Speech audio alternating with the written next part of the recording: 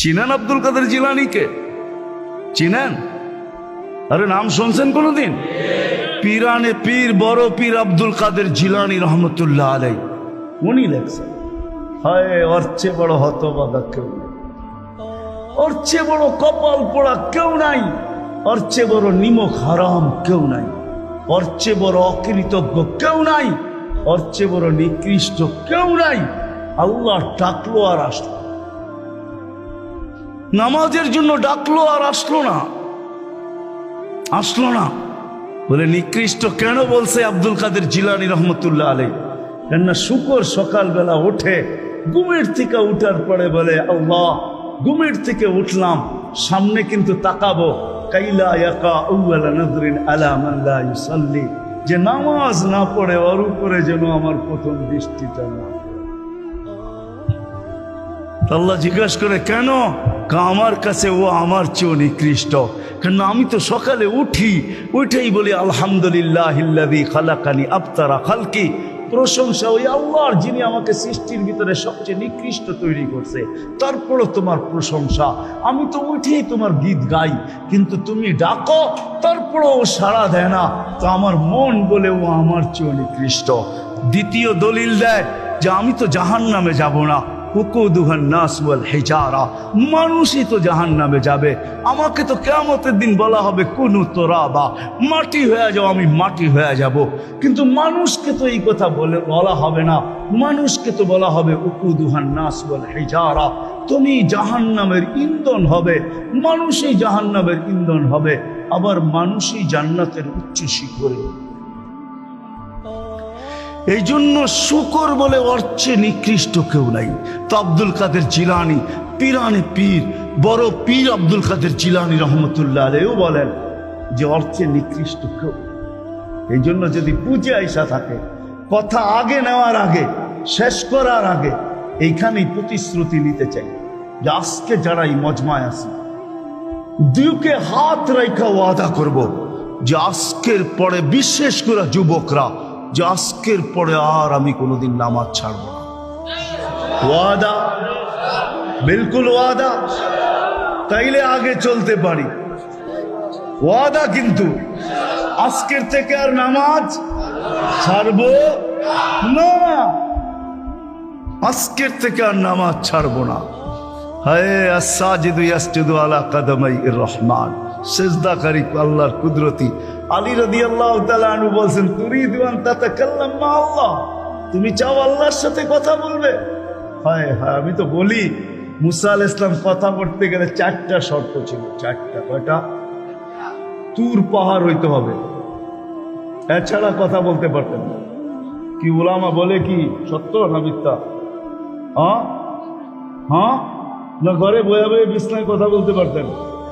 তুর পাহাড় হইতে হইতো, গেলেই জুতা খুলতে হইতো। সময় নির্ধারিত ছিল, কি ছিল? এই সময় আসলে কথা হবে, নাইলে হবে না। আবার কথার সীমা রেখা ছিল, আজকে এতটুক বলবে, বাকিটুকু কালকে, এর বেশি বলা যাবে না। হায় হায়, এই উম্মতের জন্য কোনো শর্ত নাই, এই উম্মতের জন্য কোনো শুধু শর্ত আছে 20 মিনিট, 45 মিনিট, 3 পুরো 45 মিনিট বলতে পারবে না। সূর্য উঠতেছে তখন, সূর্য ডুবতেছে তখন, আর সূর্য যখন ডুবতেছে তখন 15 মিনিট করে 45 মিনিট, এছাড়া সারা দিন কথা বলতে পারবে, ইচ্ছা হোক। এই জন্যই আলী রাদিয়াল্লাহু তাআলা আনহু বলেন তুমি চাও আল্লাহর সাথে কথা বলতে, ফালতুসাল্লি, তাহলে নামাজে দাঁড়াও। লিয়ান্নাল মুসাল্লি ফাইনাল মুসাল্লি ইউনাজি রাব্বা, নামাজি আল্লাহর সাথে কথা বলে, আল্লাহ সুযোগ দিয়েছে। আবার আল্লাহ কথা বলে, কোনো শর্ত নাই। ছোট ছোট বাচ্চা হাফেজ হয়ে গেল, দেখলেন, এ যদি সারাদিন কোরআন পড়তে থাকে, তা আল্লাহ বলে কোরআন আল্লাহর কালাম। কি? হ্যাঁ, আপনি সূরা ফাতিহা পড়েন, এটা কি ফাতিহা?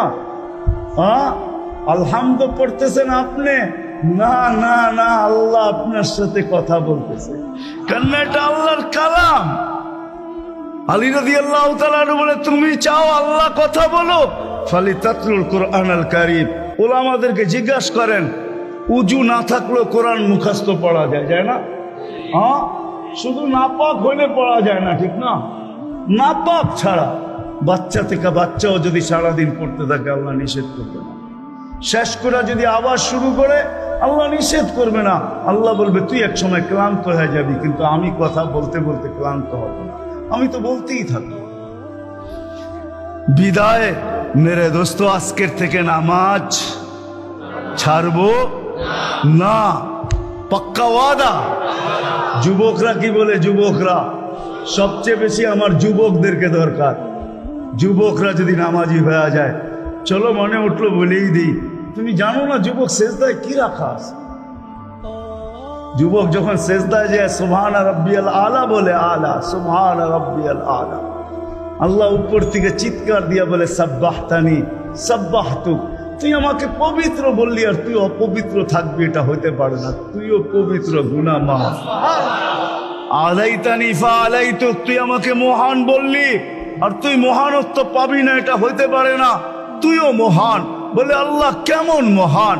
বলে তোর জন্য আরশের নিচে গ্যালারি এখনই ঠিক করতেছি, তোকে আরশের নিচে আমি ছায়া দিব, কয়েকটা গ্যালারি দিব তোকে। হ্যাঁ, সুপার ডিলাক্স গ্যালারি, যেখানে তুমি বসবে যা চাবে তা পাবে, খাইতে থাকবে আর হিসাব কিতাব দেখতে থাকবে। আল্লাহকে যদি বলি আল্লাহ এই গ্যালারি কেন দাঁড় করাবেন, আল্লাহ যেন আমাকে বলতে চায় হিসাব কিতাব, দর্শক না হইলে খেলতেও ভালো লাগে না, আবার দর্শক না হইলে খেলতেও ভালো লাগে না, আর দর্শক ছাড়া খেলাও জমে না। আল্লাহ বলে তোকেদেরকে দর্শক বানাবো, কেননা হিসাব কিতাবও তো একটা খেলা, ঠিক না? কি বলেন? হ্যাঁ, খেলাই হবে হিসাব কিতাবের। আরশের নিচে হবে মেলা আর বাহিরে হবে হিসাব কিতাবের খেলা, ঠিক না? কাউকে 50,000 বছর দাঁড় করায় রাখবে। ইয়াউমা তুবলা সারাইর, সমস্ত গোপন তথ্যগুলা যেগুলা দুনিয়াতে আমরা লুকায়িত রাখছি, কেউ জানে না, সব আল্লাহ ওইখান থেকে উদ্ঘাটন করে নিয়ে আসবে আর সামনে ছড়ায় দিবে, আর হিসাব কিতাব নিতে থাকবে।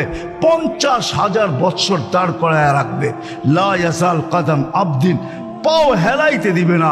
আল্লাহ বলছে দুনিয়ায় বহুত ছুটছ, দুনিয়ায় বহুত ঘুরছ, দুনিয়ায় বহুত করছ, আমি কিচ্ছু করি নাই, শুধু তাকায় ছিলাম। নাজিরুন কাইফা তা'মালুন, আমি দেখতেছিলাম, তুমি বলতেছিলাম, আমি শুনতেছিলাম। কুলতু ফাসামি'তু, আমি শুধু শুনছি, তুমি করতেছিলাম আমার বিরুদ্ধে। ফাতাহাম্মালতু, আমি সহ্য করতেছিলাম, কিছুই বলি নাই। আজকে দেখাবো তোমাকে খেলা। ওই গ্যালারি রাখবে তোমার জন্য যুবক, গ্যালারি, এত মর্যাদা।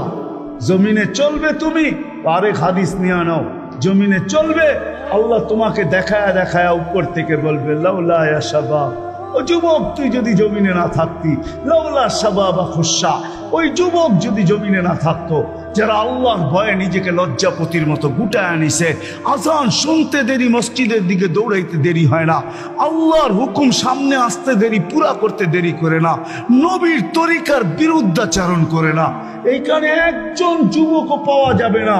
চুল তো প্রতি মাসে কাটে, প্রতি মাসে না কাটক 2 মাস অন্তর কাটে, 2 মাস অন্তর না কাটক 3 মাস অন্তর কাটে, 3 মাস অন্তর না কাটক 6 মাস অন্তর কাটে, 6 মাস না কাটক 2 ঈদে তো কাটেই কাটে। কিন্তু একজনও যুবক এখানে পাওয়া যাবে না যে সেলুনে যায় বলছে যে এই 12ই রবিউল আউয়াল আসতেছে, একজন যুবকও পাওয়া যাবে না। হয় আমি কোনো মতবাদের কথা বলতেছি না, একজন যুবক পাওয়া যাবে না যে সেলুনে যায় বলবে, নবগঞ্জ বাজারে যায় বলবে, বা মাদায়ায় যায় বলবে, বা কুমিল্লায় বলবে, বা যেই কোনো সেলুনে যায় বলবে যে তোমার এখানে চুল কাটার বড় ডিজাইন আছে, সমস্ত ডিজাইন আজকে সরাও, আজকে আমি আসছি, আমাকে আমার নবীর চরিকা মতে চুল কাটা দাও। একজন যুবক এখানে পাওয়া যাবে। যেই যুবক জীবনে বলছে যে আমাকে নবীর তরিকা মতো আজকে চুল কাটা দাও, আজকে কোন স্টাইল না, মুহাম্মদুর রাসূলুল্লাহর স্টাইল। যদি বলে তুমি এই স্টাইলে চুল কাটবে কেন, বলছে চুল কাটা দিয়ে জান্নাতে যেতে চাই। হ্যাঁ হ্যাঁ, সত্য এটাই। হাদিসে আছে মান তামাসসাকা বিসুন্নতি, ইন্দা ফাসাদি উম্মতি তামাসাক বোঝেন? আগে গ্রামগঞ্জে ছিল শাখো, শাখো চিনেন? কয়টা বাঁশ দিয়ে বানাইতো? একটা বাঁশ দিয়ে, ঠিক না? আর উপরে বান্ধা দিত আরেকটা বাঁশ, ঠিক না? দুর্বল মানুষগুলো ওটা দৌড়া দৌড়া পার হইতো, ঠিক না? আর শহরের মানুষ আসলে আগের থেকেই পাও কাঁপা শুরু হইতো, কেন হয়তো পার্ক হওয়ায় অভ্যস্ত না, ঠিক না? কি বলেন? 6 জনে মিলা পার করতো, ঠিক না? উপরের বাঁশটা কেন বাঁধা হয়েছে? এই জন্য বাঁধা হয়েছে যে যদিও সাকর থেকে পাও পিছলায় চলে যায়, তাহলে তুমি যেন বাঁশটা ধরে লটকায়া থাকতে পারো। দূরের থেকে কেউ দেখা এসে ছুঁটা তোমাকে ওইখান থেকে উঠাইতে পারে, পানির ভিতরে তুমি না পড়ো। আল্লাহ রসুল বলে একটা সময় আসবে, কোন উম্মত যদি আমার একটা সুন্নত ধরে এরকম লটকায় থাকে, তো আল্লাহ রসুল বলে তাকে 1 শহীদের না 100 শহীদের সওয়াব দেওয়া। জান্নাতে যাওয়ার জন্য 1 শহীদের সওয়াবই যথেষ্ট, এইখানে 100 দেওয়া হবে। এই জন্যই হাদিসের শব্দ আসছে মান তামাসসাকা বিসুন্নতি, যে আমার একটা সুন্নত ধরে লটকায়া থাকবে। যুবক যদি ভাবে যে কোনো সুন্নতই তো আদায় করতে পারতেছি না, না পরিবেশের জন্য পারতেছি, না দুনিয়ার জন্য পারতেছি, কোনোভাবেই পারা সম্ভব না, আমিও জানি পারা সম্ভব না, সবগুলোর উপরে আমল করা যাবে না। যুবক যদি বলে যে আমি আমার চুল কাটাকে সুন্নত বানায় নিলাম, নবীর এই সুন্নত ধরেই আমি আটকায় থাকবো, লটকায় থাকবো, যখনই সেলুনে যাব ওকে বলবো সমস্ত ডিজাইন সরা, আমার নবীর ডিজাইনে আমাকে কাটা দে, আমার বিশ্বাস চুল কাটা দিয়ে সে যাবে। চুল কাটা দিয়া একজনও পাওয়া যাবে না, আরেকটা বললেও পাওয়া যাবে না। এই পুরা গ্রাম না, পুরা চান্দিনা থানায় উপজেলার ভিতর থেকে কোনো নববধূ পাওয়া যাবে না। পাওয়া যাবে চান্দিনার গ্রামে গ্রামে এখন বিউটি পার্লার আছে না নাই? ঘরে ঘরে বিউটি পার্লার আছে, অনলাইনে সব বিউটি পার্লার চলে, অনলাইনে এসে সেই জায়গায় যায়। কোনো নববধূ পাওয়া যাবে না যে বিউটি পার্লারে যায় বলছে তোমাদের সমস্ত সাজ রাখো, আজকে আমার প্রথম রাত্র, প্রথম দর্শন, প্রথম জীবনের রাত্র, এটা আর জীবনে কোনোদিন ফিরে আসবে না, আজকে আমার বাসর রাত্রে হবে, আজকে আমি সাজতে আসছি, কিন্তু তোমাদের ডিজাইনে না, আমাকে ফাতেমার ডিজাইনে সাজায় দাও, বাকি অন্য দিন আসবো, তোমরা তোমাদের ডিজাইন মতো আমাকে সাজায় দাও, কিন্তু আজকে প্রথম রাত্র আমি ফাতেমার ডিজাইনে সাজতে চাই। একজন নববধূ পাওয়া যাবে না। কি বলেন? চলে তো যাব, আমি কথা শেষ জায়গায় চলে আসছি, চলে তো যাব। 100 বছর আগে যারা ছিল ওরা আজকে নাই, 100 বছর আমরা পরে আমরা থাকবো না। জীবনটা বড় ছোট, আল্লাহ রসুল বড় দয়া দিয়ে আমাদেরকে বুঝাইতে চেষ্টা করছেন, উম্মত হেদায় হারায় না, ওই জীবনটাকে হেদায় হারায় দিও না, ওটাকে গ্রহণযোগ্যতা পর্যন্ত পৌঁছাও, গ্রহণযোগ্যতা পর্যন্ত পৌঁছাও। কিয়ামতের দিন আমি যেন তোমাদেরকে নিয়ে গৌরব করতে পারি। জিজ্ঞাসা করেন, হাদিসে আছে, আল্লাহ রসুল আমাদের কাছে দরখাস্ত রাখছে, এরকম হয়ে আইসো যে আমি কিয়ামতের দিন তোমাদেরকে নিয়ে গৌরব করতে পারি। এরকম নিয়ে আইসো না যে আমি কিয়ামতের দিন তোমাদের বিরুদ্ধে চলে যাই। আমি যদি বিরুদ্ধে চলে যাই তো আল্লাহও চলে যাবে। আমি দুনিয়ার বাস্তব হায়াত, কোরআনের আয়াত দেখাইতেছি, এইখানে হাজি পাওয়া যাবে 2-4 জন, বেশিও পাওয়া যাবে। কি হজ করছেন আপনি? হজ করছেন? আলেম ওলামাও পাওয়া যাবে, হাজি পাওয়া যাবে না? পাওয়া যাবে না? হজ করছেন? উমরায় গেছেন? নাহলে উমরায় যাওয়া পাওয়া যাবে। মদিনা মুনাফফারা যাওয়ার পরে রওজায় একটা আয়াত লেখা আছে, রওজার উপরে কোরআনের আয়াত, ফাইন জাউকা, বন্ধু আপনার কাছে যদি আপনার উম্মত আসে, ওয়াস্তাগফারাল্লাহ, আর আল্লাহর কাছে যদি মাপ চায়, ওয়াস্তাগফারা লাহুমুর রাসূল, আর আপনি যদি একটু ইশারা করে দেন, লাওয়াজাদুল্লাহ তাওয়াবার রহিমা, তো আমি আল্লাহ মাফ করে দিব, দ্বিধা করব না। কত করছে দুনিয়াতে যে রসুল, যার কাছে যে মাপ চাওয়ার পরে আল্লাহ গ্যারান্টি দিতেছেন, আয়াতটা লেখা আছে রওজার উপরে, বিশ্বাস না হলে বাড়িতে যায় যুবকদেরকে বলতেছি সার্চ দিও রসুলের রওজা, দেখবা এই আয়াতটা এখনো লেখা আছে ওইখানে, ফাইন জাউকা ওয়াস্তাগফারাল্লাহ ওয়াস্তাগফারা লাহুমুর রাসূল লাওয়াজাদুল্লাহ তাওয়াবার রহিমা। দুনিয়াতে আল্লাহর রসুল হাত করে দিলে আল্লাহ মাফ করে দিবে। তো আল্লাহর রসুল বলছে দুনিয়ার জীবনটাকে এরকম নিয়ে আইসো না, আমি যেন গৌরব করতে পারি এরকমই নিয়ে আইসো। এরকম নিয়ে আইসো না যে কিয়ামতের দিন আমি তোমাদের বিরুদ্ধে চলে যাই। আমি যদি বিরুদ্ধে চলে যাই আর কেউ তোমাদের পক্ষে থাকবে না। এই জন্যই কোরআনে আরেক আয়াত আমাদেরকে চিৎকার দিয়া বুঝাইতে চাইতেছেন, রব্বি ইন্না কওমি ইত্তাখাযু হাযাল কুরআনা মাহজুরা। ও আল্লাহ, উম্মতকে চোখের পানি ঝরায়া ঝরায়া বুঝাইছি। আমি যে চান্দিনার মানুষকে কেমনে বুঝাবো আমি বুঝাইতে পারতেছি না। কেমনে বুঝাইলে আপনারা বুঝবেন? যে রসুল দুনিয়ার থেকে যখন বিদায় নিতেছে তো জিবরিল আলাইহিস সালাম কাঁদতে কাঁদতে আসছেন। আমি হাদিসকে শর্ট করতেছি। আল্লাহ রসুল জিজ্ঞাসা করতেছে, আতাবকিয়া জিবরিল, আপনি কাঁদেন কেন? বলে আজকেই শেষ দিন, আর কোনোদিন ওহী আনার জন্য যাওয়া হবে না। আর ওহীর কারণে যে নৈকট্যময় পৌঁছতে পারতাম আর কোনোদিন পৌঁছতে পারবো না। আজকেই আমার শেষ, চাকরি শেষ, আমি এলপিআরে চলে যাব। ওই নৈকট্যময় জায়গায় যাওয়া হবে না, আর কিয়ামত পর্যন্ত কোনো নবী আসবে না। বিদায় কোনো নবীর দুয়ারে আমার আসার হবে না। আজকেই শেষ, বিদায় এলপিআরে যাইতে চলছি। ১৬,৩১৩ জন রসুলের কাছে আমার আনাগোনা ছিল, এই জন্য আমার চোখের পানি। তারপরে জিবরিল প্রশ্ন করছে, ওয়াতাবকি আনতা, আপনি কেন কাঁদেন? আমারটা তো জবাব দিলাম, আপনি জবাব দেন। তো চোখের পানি আরো বেড়ে গেছে। বলতেছে জিবরিল, এক প্রশ্নের জবাব এখনো বাকি। বলছে সেই প্রশ্ন কি? বলে ফামাল্লি বাদিলি উম্মতি, আমার পরে আমার উম্মতকে কে দেখা রাখবে, কে বুকে জড়ায়া রাখবে, কে পাহারা দিয়া রাখবে? আমি তো ছিলাম উম্মতের কান্ডারি, চলে তো যাব, মালাকুল মউত দাঁড়ানো আছে, অনুমতি দিতে দেরি, বুকে হাত দিতে দেরি করবে না। তুমিও বলতেছো আল্লাহ অপেক্ষায় আছে, আল্লাহু ইয়ান্তাযিরু, আল্লাহ আপনার অপেক্ষায় আছে। ঊর্ধ্ব জগতে খুশির বন্যা চলতেছে, সমস্ত ফেরেশতা আরশ পর্যন্ত জমতেছে। একটু পরে বন্ধুর কাছে চিরদিনের জন্য চলে আসবে। পরের হাদিসের শব্দ আমাদেরকে এটাই বুঝায়। তো জিবরিল আলাইহিস সালাম বলতেছে, আপনি কাঁদেন কেন? বলছে এক প্রশ্নের উত্তর এখনো বাকি, আমার পরে উম্মতকে কে দেখা রাখবে, কে পাহারা দিবে? আল্লাহ জবাব পাঠাইছে, লা আতরুকু উম্মতাকা ওয়াহদা ওয়ালা আতরুকু উম্মতাকা ফারদা, আপনার উম্মতকে আমি একা ছাড়বো না, আমি দেখা রাখবো, আমি উম্মতকে পাহারা দিয়া রাখবো। কেমন বন্ধু জানেন? উলামা আছে, এই জন্য বলতেছি।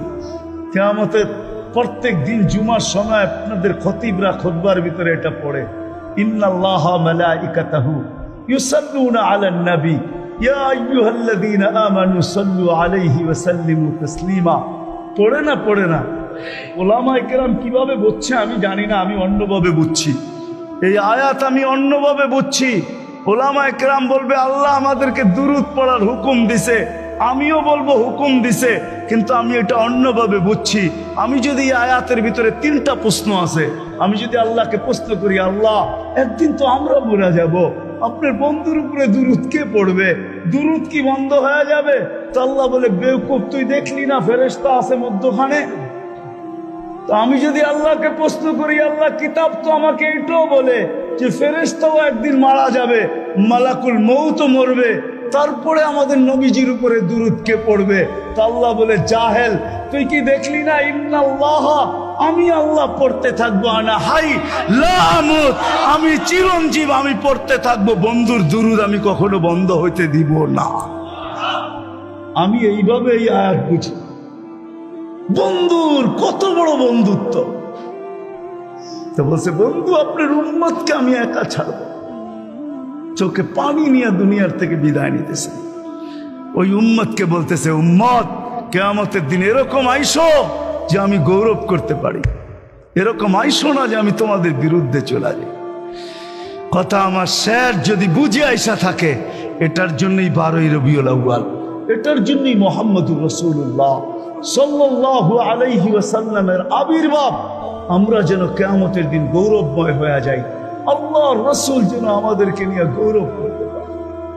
যেমন আল্লাহ রাসূল বলছিলেন কিয়ামতের দিন আল্লাহ নারাজ হবে, কার আমল দিয়ে আল্লাহর গোসাকে রাগকে আমি ঠান্ডা করব জানো?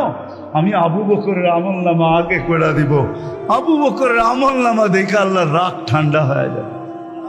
হ্যাঁ হ্যাঁ, সত্য এটাই, সত্য এটাই। এরকম সত্য হাজারো আছে হাদিসের ভিতরে। এক একজনকে দেখা আল্লাহ রাগ ঠান্ডা হয়ে যাবে। হায় হায়, আছে আছে, হাদিসে আছে।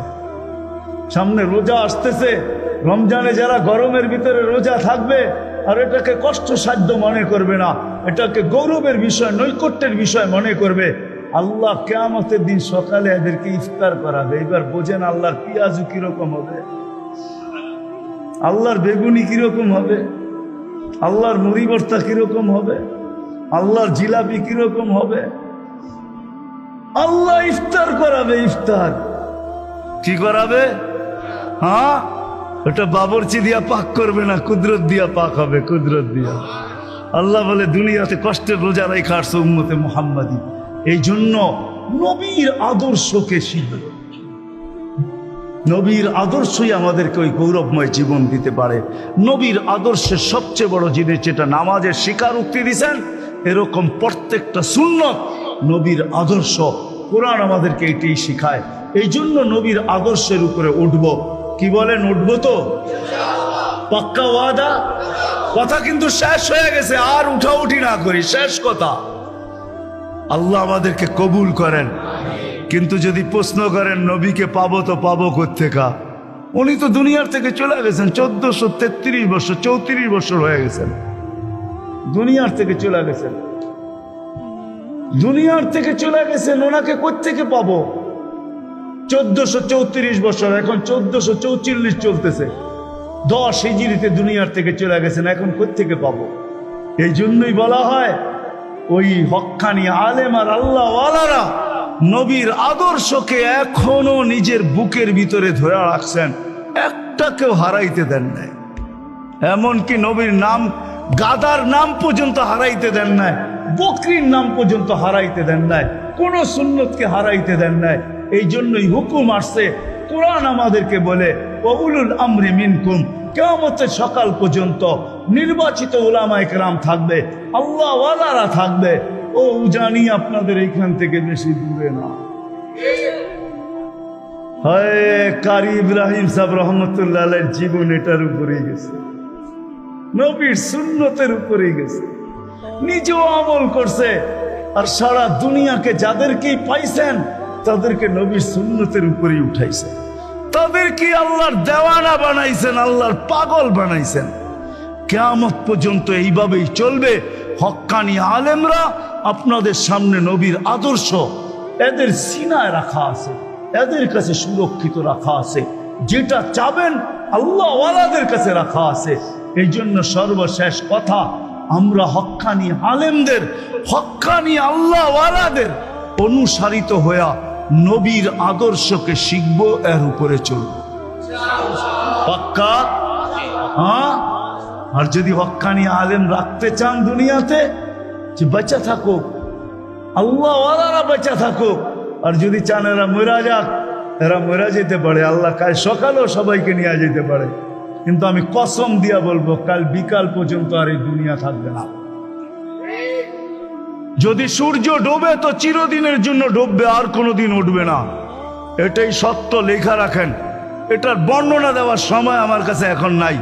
বিদায় হক্কানি আলেম আল্লাহ ওয়ালা ধরে রাখতে চাইলে এই সমস্ত মাদ্রাসাগুলোর প্রয়োজন হবে, খানকাগুলোর প্রয়োজন হবে, মার্কাজের প্রয়োজন হবে, নাইলে এগুলা টিকা থাকবে না। আমি আপনাদের কাছে চান্দা করব না, এটা মনে করেন না, ভয় পায়েন না যে আমি বুঝি চান্দা করব না। না না, চান্দা করার আমার অভ্যাসও না, আমি চান্দা করতেই জানি না। আপনি তো আমার থেকে বহুত দূরে, আল্লাহ আমার থেকে আমার অনেক কাছে। আমি আপনার কাছে ঠিক চান্দা করব, চান্দা করব তো ওনার কাছ থেকে করব, ওনাকে বইলা দিব। কিন্তু এতটুকু আপনাদেরকে বলবো, টিকায় রাখতে হবে। যদি রাখতে পারি তাইলে আলেম ওলামা থাকবে, নাহলে এটা মিটা গেলে আমাদের এই সুন্দর বাড়িগুলো থাকবে না, আমরাও থাকবো না। এই জন্য সহযোগিতার হাত বাড়ানো আমাদের দায়িত্ব। যা হয়ে গেছে হয়ে গেছে। আমি এতটুকু আপনাদের থেকে প্রতিশ্রুতি নিব যে এরকম মাদ্রাসা যেখানেই হোক, মক্তব যেখানেই হোক, মসজিদ যেখানেই হোক, হেফজোখানা যেখানেই হোক, মার্কাজ যেখানেই হোক, আমি যতটুক পারি আমার সাধ্য অনুযায়ী আমি সহযোগিতা করব। আমি একটা অংশ এখানে রাখব, এই মনে করা যে এই উম্মত এক নেকি দিয়া পার হবে, এক গ্লাস পানি দিয়া পার হবে। তো আমিও যতটুকু এটার ভিতরে রাখছি, এটা দিয়ে আমি পার হওয়ার আশা রাখি। ইনশাআল্লাহ সংযুক্ত হব তো? কে কে হবেন দেখি হাত উঠান তো। সাধ্য অনুযায়ী, এখন না, এখন না। এখন যদি দিতে চান তাহলে দোয়ার পরে ওই যে সামনে দেখছি টেবিল নিয়ে বসা আছে আসার রাস্তায়, ওইখানে আপনি লেখা দিয়া যেতে পারেন, বা পর মুহূর্তে আপনি এখানে পৌঁছায় দিতে পারেন। সত্য এটাই, যেই এটার সাথে সংযুক্ত রাখবে, এক নেকি দিয়ে যদি জান্নাতে যায়, তো মাদ্রাসার সংযুক্ত, মক্তবের সাথে সংযুক্ত, হেফজোখানার সাথে সংযুক্ত, মসজিদ আর খানকার সাথে সংযুক্ত, মার্কাজের সাথে সংযুক্ত হবে। আর এ জান্নাতে যাবে না এটা বলা যায় না, বরং এও জান্নাতে যাবে। এটার জন্য করবো তো ইনশাআল্লাহ। হ্যাঁ, আল্লাহ আমাদের সবাইকে আমল করার তৌফিক দান করেন। ওমা আলাইনা।